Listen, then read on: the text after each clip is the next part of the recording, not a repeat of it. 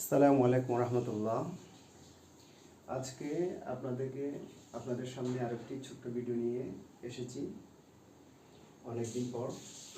আসলে আমার একটু ব্যস্ততা ছিল, সেজন্য আজকে দেখেন তিনটা ওয়ার্ড নিয়ে এসেছি, যেগুলো আমাদের মনে হয় যে তিনটা ওয়ার্ডেই একই রকম। তিনটা ওয়ার্ডের মিনিংটা কিন্তু একই। লুক অর্থ হচ্ছে দেখা, সি অর্থ দেখা, ওয়াচ অর্থ দেখা। এখন আপনাদের কাছে আমার প্রশ্ন বা আমি যেটা আপনাদেরকে জানাতে এসেছি সেটা হচ্ছে, লুক ওয়ার্ডটা আমরা কখন ইউজ করব, সি ওয়ার্ডটা কখন ইউজ করব, ওয়াচ ওয়ার্ডটা কখন ইউজ করব। আসলে এই তিনটা শব্দই আসলে তিনটা মিনিং করে, মানে এটার এই তিনটা ওয়ার্ডের পিছনে তিনটা ব্যাখ্যা আছে বা এক্সপ্লেনেশন আছে। আমি আপনাদেরকে একটা একটা বলতেছি।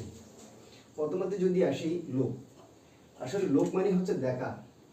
এই লুক শব্দটা মূলত ইউজ হয় ফর শর্ট টাইম, ফর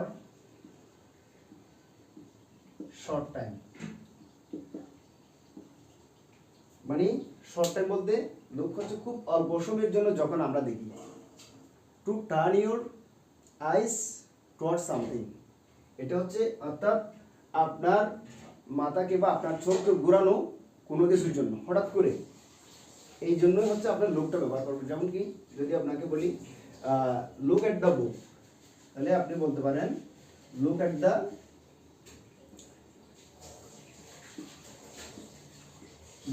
বুক।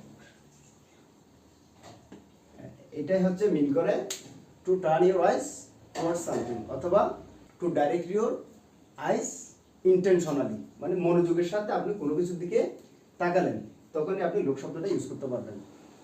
এটা যদি আমি বলি to direct your eyes intentionally, এভাবেই টু ডাইরেক্ট ইউর আইস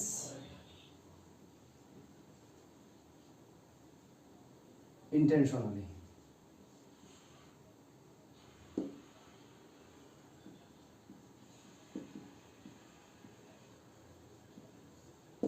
এইটুকুই, তার মানে আমরা এতটুকু বুঝতে পারলাম এই লুক শব্দটা আমরা যখন কোনো কিছু খুব অল্প সময়ের জন্য দেখি, হ্যাঁ, মানে খুব অল্প সময়ের জন্য দেখি, কোনো কিছু মনোযোগ সহকারে আমরা যখন কোনো কিছু দেখি বা আমাদের চোখটা যখন কোনো কিছুর দিকে পড়ে যায়। মনে রাখবেন এই লুক শব্দটার জন্য তিনটা প্রিপোজিশন অলওয়েজ ইউজ হয়। একটা হচ্ছে আপনার এই লুকের জন্য আপনার অ্যাট ব্যবহৃত হয়, তাহলে অ্যাট দিয়ে কি হবে, যেমন লুক এট দ্য বোট। এরপর আসে লুকের জন্য আপনার ফর ব্যবহৃত হয়, যেমন ফর দিয়ে যদি আপনাকে একটা বলি লুক ফর ইউর কিস। এবার আসেন